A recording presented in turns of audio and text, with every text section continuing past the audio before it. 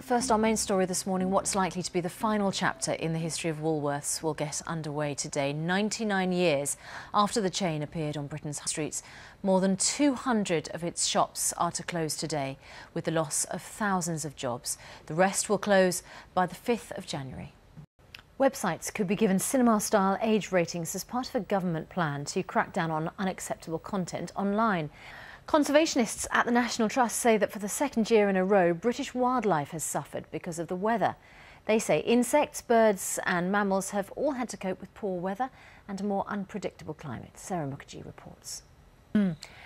Now, is this story familiar? Virgin Mary, who's married to a carpenter, gives birth to a son on the 25th of December. Let's look at our top stories 10 minutes past 6. Back now to our top story. A quarter of Woolworths stores will close today as the end looms for the chain. Our reporter Wendy Hergart is at the papers this morning and they're reporting on the sales, a lot of them as well. Daily Express. The Sun describes it as last of the big spenders. Shoppers going sales crazy.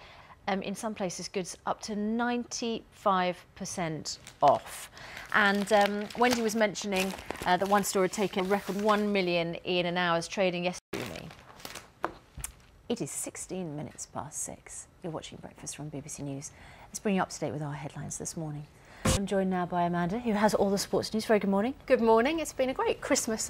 Yeah, and what did you make of what happened at Manchester City? That whole City manager. The poor players. You can see why Phil Brown did it. And, you know, he's very quick to praise his players when they've done well. They've done really, really well this season. But it's an unorthodox approach, should we say. Taught them a lesson though, didn't it? I think so.